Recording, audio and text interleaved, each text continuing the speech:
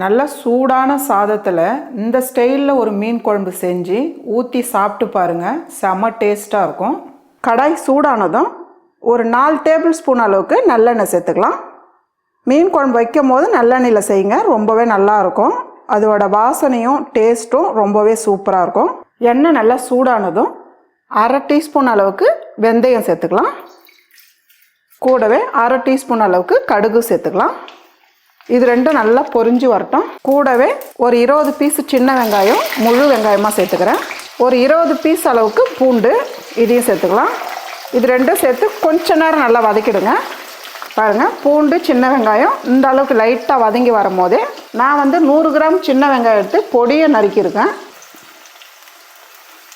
கூடவே கொஞ்சம் கருவேப்பிலை சேர்த்துடலாம். இப்போ இதெல்லாம் சேர்த்து நல்லா வதக்கிடுங்கம்மா. பாருங்கம்மா, வெங்காயம் இந்த அளவுக்கு நல்லா வதங்கி வரணும். இப்போ இது கூடவே நம்ம தக்காளி சேர்த்துக்கலாம். நான் நல்லா பழுத்த தக்காளியாக 4 தக்காளி எடுத்து பொடியை நறுக்கியிருக்கேன். இப்போ இதை சேர்த்துக்கலாம். தக்காளி வெங்காயம் நல்லா வதங்கினதுக்கப்புறம் சேர்த்துருங்க. தக்காளி சேர்த்து நல்லா வதக்கிடுங்க, நல்லா மசியாக வதக்கிடுங்க. வெங்காயம் தக்காளி எந்த அளவுக்கு நல்லா வதங்குதோ அந்த அளவுக்கு மீன் குழம்பு டேஸ்ட்டு ரொம்ப நல்லாயிருக்கும். குழம்பும் நல்லா திக்காக இருக்கும். பாருங்கம்மா, வெங்காயம் தக்காளி இந்த அளவுக்கு நல்லா வதங்கி வரணும். இது கூடவே 2 பச்சை மிளகா 2ஆக கட் பண்ணி வச்சுருக்கேன். இந்த டைமில் சேர்த்துருங்க. இதையும் சேர்த்து இப்படி பரட்டிடுங்க. இப்போ அடுப்பு தீயை குறைச்சி வச்சிடலாம். இந்த டைமில் நம்ம மசாலா சேர்த்துக்கலாம். நான் 1/2 டேபிள் ஸ்பூன் அளவுக்கு மிளகாய் தூள் சேர்த்துக்கிறேன். உங்களுக்கு காரம் எப்படி தேவையோ நீங்கள் அதுக்கேற்ற மாதிரி சேர்த்துக்கலாம். 1 டேபிள் ஸ்பூன் அளவுக்கு மல்லித்தூள், 1/4 டீஸ்பூன் அளவுக்கு ஜீரகத்தூள் சேர்த்துக்கலாம். கொஞ்சமாக மஞ்சத்தூள், 1/2 டீஸ்பூன் அளவுக்கு மிளகுத்தூள் சேர்த்துக்கலாம். இப்போ இதெல்லாம் சேர்த்துட்டு லைட்டாக பரட்டி விடுங்க. நான் ஒரு பெரிய நெல்லிக்காய் சைஸு புளி எடுத்து தண்ணியாக கரைச்சி வச்சுருக்கேன். நீங்கள் குழம்பு அதிகமாக செய்கிறவங்களா இருந்தால் ஒரு பெரிய லெமன் சைஸ் எடுத்து நீங்கள் புளி கரைச்சல் வச்சுக்கலாம். இந்த அளவுக்கு நல்லா வடிகட்டி தண்ணியாக கரைச்சி எடுத்து வச்சுக்கோங்க. இதை போல் நம்ம புளி கரைச்சல் எடுத்து வைக்கும் போது நம்ம எக்ஸ்ட்ரா தண்ணி சேர்க்க வேண்டியது வராது. பாருங்கள், கரெக்டாக இருக்கு பாருங்கள்.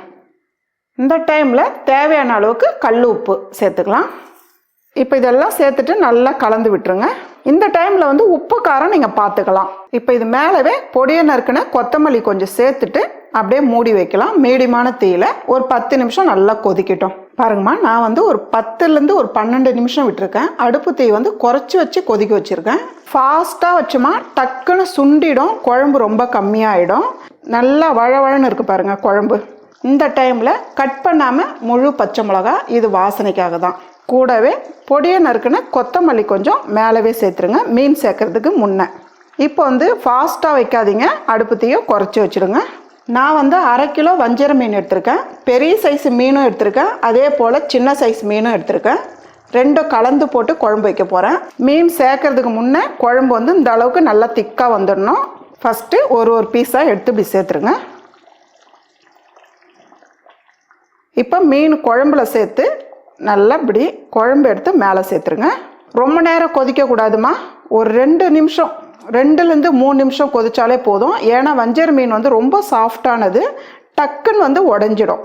ஒரு 3 நிமிஷத்துக்கு அடுப்பு தீயை ஃபுல்லாக குறைச்சிட்டு மூடி வைக்கலாம். பாருங்கம்மா, நான் 3 நிமிஷம் விட்டுருக்கேன், பார்க்கலாம். பாருங்கள், மீன் நல்லா வெந்திருக்கு பாருங்கள், நல்லா உப்பி வந்திருக்கு பாருங்கள். அதே போல் நமக்கு உடையாமல் இருக்குது பாருங்கள், அது மெயினான விஷயம். உடையக்கூடாது, அப்படியே கிளறி விடுங்க. அவ்வளோதாம்மா, ரொம்ப ரொம்ப டேஸ்டான நல்ல ஒரு ஈஸியான வஞ்சர மீன் குழம்பு ரெடி. பாருங்கள், எவ்வளோ மெத்துன்னு நல்லா இருக்குது பாருங்கள். நல்லா சாஃப்டாக வெந்திருக்கு மீன். மசாலாலாம் நல்லா ஒட்டி பூ போல் இருக்குது பாருங்கள். இப்போ ஒரு பவுல் வச்சுக்கலாமா. அந்த பவுலில் 1 டேபிள் ஸ்பூன் மிளகாய் தூள் சேர்த்துக்கலாம். 1 டீஸ்பூன் மல்லித்தூள் சேர்த்துக்கலாம். 1/4 டீஸ்பூன் அளவுக்கு ஜீரகத்தூள் சேர்த்துக்கலாம். கொஞ்சமாக மஞ்சத்தூள், கரம் மசாலா 1/2 டீஸ்பூன் சேர்த்துக்கலாம். மீன் வறுவலுக்கு நீங்கள் கரம் மசாலா சேர்த்து பண்ணிங்கன்னா அது ஒரு டிஃப்ரெண்ட்டான டேஸ்ட்டில் இருக்கும். உங்களுக்கு சப்போஸ் பிடிக்கலைன்னா நீங்கள் இதை விட்டுடலாம். 1/4 டீஸ்பூன் அளவுக்கு மிளகுத்தூள், கூடவே தேவையான அளவு உப்பு சேர்த்துக்கலாம். பொடியை நறுக்கின கொத்தமல்லி கொஞ்சமாக, நீங்கள் எவ்வளோ மீன் வறுக்கிறீங்களோ அதுக்கேற்ற மாதிரி நீங்கள் கொத்தமல்லி கருவேப்பிலை சேர்த்துக்கலாம். இந்த கொத்தமல்லி கருவேப்பிலை இந்த மீன் வறுவலுக்கு சேர்த்து பாருங்கள், ரொம்பவே சூப்பராக இருக்கும். ஒரு டிஃப்ரெண்ட்டான டேஸ்ட்டில் உங்களுக்கே வித்தியாசமாக தெரியும். கொஞ்சமாக பொடியை நறுக்கின கருவேப்பிலை, 1 டீஸ்பூன் இஞ்சி பூண்டு பேஸ்ட்டு, 1/2 லெமன் ஜூஸ், கொட்டை லெமன் பிழிஞ்சு எடுத்துக்கோங்க. தண்ணி சேர்க்காதீங்க, அந்த லெமன் ஜூஸே போதும். கூடவே 1 டீஸ்பூன் அளவுக்கு எண்ணெய் சேர்த்துக்கலாம். மசாலா வந்து மீனில் நல்லா ஒட்டும் எண்ணெய் சேர்த்து மிக்ஸ் பண்ணோமா. இப்போ இதெல்லாம் சேர்த்துட்டு நல்லா கலந்து விட்டுடலாமா. மசாலா நல்லா மிக்ஸ் பண்ணிவிடுங்க. இந்த மீன் வறுவல் கொத்தமல்லி கருவேப்பிலை பொடியை நறுக்கி சேர்த்திங்கன்னா சாப்பிட்றதுக்கு ரொம்ப சூப்பராக இருக்கும். நல்ல டேஸ்ட்டாகவும் இருக்கும். டிஃப்ரெண்ட்டான டேஸ்ட்டில் இருக்கும். பேஸ்ட் இந்த அளவுக்கு நல்லா மிக்ஸ் பண்ணி எடுத்துக்கோங்க.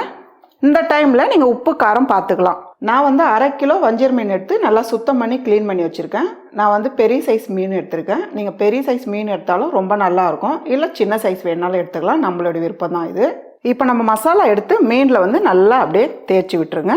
நம்ம எண்ணெய் சேர்த்து கலந்துக்கிறதுனால மீனில் வந்து நல்லா ஒட்டிக்கும் மசாலா. இதை போல் வந்து கருவேப்பிலை கொத்தமல்லி பொடியை நறுக்கி இதை போல் மசாலா ரெடி பண்ணி செஞ்சிங்கன்னா சாப்பிட்றதுக்கு ரொம்ப நல்லா இருக்குமா. இப்படி தடவி விட்டுருங்க. இப்போ அப்படியே திருப்பிட்டு நல்லா 2 பக்கம் மசாலா நல்லா தேய்ச்சிட்டு சைடுலேயும் நல்லா தேய்ச்சிடுங்க. அவ்வளோதான். இது ஒரு பிளேட்டில் நம்ம வச்சிடலாம். இதே போல் மசாலா ரெடி பண்ணி வச்சுட்டு ஒரு 10 நிமிஷம் அப்படியே ஊற விடுங்க. ஊறிச்சுன்னா மீன் வந்து ரொம்ப நல்லா இருக்கும். வறுத்து சாப்பிடும் போது நல்லா சாஃப்டாக இருக்கும். மீன் வறுக்கிறதுக்கு தவா வச்சுக்கலாம். தவா நல்லா சூடானதும் ஒரு 2 டீஸ்பூன் அளவுக்கு எண்ணெய் சேர்த்துக்கலாம். ஃபஸ்ட்டு எண்ணெய் வந்து நல்லா சூடாகணும். மிக்ஸ் பண்ணி வச்ச மீன் நல்லா ஊறி இருக்குது 10 நிமிஷம். இப்போ மீன் வந்து ஒரு மீனாக தான் வறுக்க போகிறேன். ஏன்னா பெரிய மீனுன்றதுனால சுற்றி இருக்கிற எண்ணெய் வந்து இப்படி எடுத்து இப்படி மேலே சேர்த்துருங்க. பாருங்கம்மா, ஒரு பக்கம் நல்லா வெந்ததுக்கு அப்புறம் தான் திருப்பணும். கூடவே ஒரு கரண்டி வச்சுக்கோங்க. ஏன்னா திருப்பி போடும்போது டக்குன்னு வந்து மேலே தெரிக்கும். இப்படி வச்சு இப்படி திருப்பிடுங்க.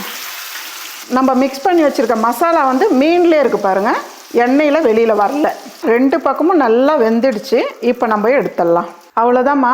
நல்ல ஒரு டிஃப்ரெண்ட்டான டேஸ்ட்டில் சூப்பரான மீன் வறுவல் ரெடி.